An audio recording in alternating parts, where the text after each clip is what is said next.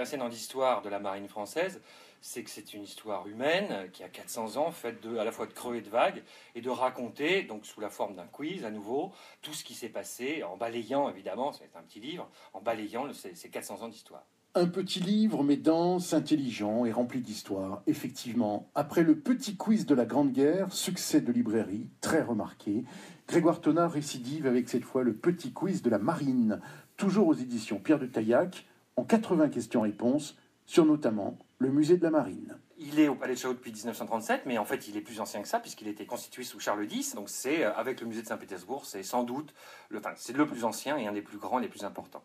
Parmi tout ce qui est exposé au musée de la marine, il y a une chose qui vous tient à cœur. C'est la lentille de Fresnel qui servait à augmenter la puissance lumineuse des phares et qui donc a sauvé évidemment des milliers de vies. Elle a été inventée par un physicien qui s'appelle Fresnel, Augustin Fresnel, et la première démonstration de cette lentille a été faite en 1822 sur l'Arc de Triomphe. Donc fort de cette démonstration qui s'est révélée positive, on a installé sur l'ensemble des phares de France et puis du monde entier ce principe de lentille à échelon. Et vous pouvez voir, en allant au musée de la Marine, différents exemples de ces lentilles à échelon qui sont des objets en soi absolument magnifiques. Paris et la marine, c'est aussi l'hôtel de la marine. C'est un bâtiment historique, ça fait plus de 200 ans qu'il y a l'état-major de la marine qui est là, il va le quitter dans quelques mois. Il a donné, parce qu'en fait il est situé rue Royale, il a donné aussi ce nom, ce surnom que l'on donne à la marine qu'on appelle la Royale, qui est une des explications de son nom, il y en a plusieurs.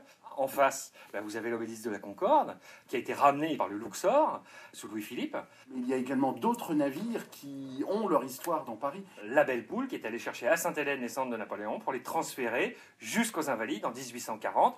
Pour l'anecdote, la Belle Poule avait été peinte en noir, comme si c'était effectivement c'est un convoi funéraire. Il y a évidemment deux personnages. Le premier, c'est Richelieu, qui est celui qui a créé la marine française.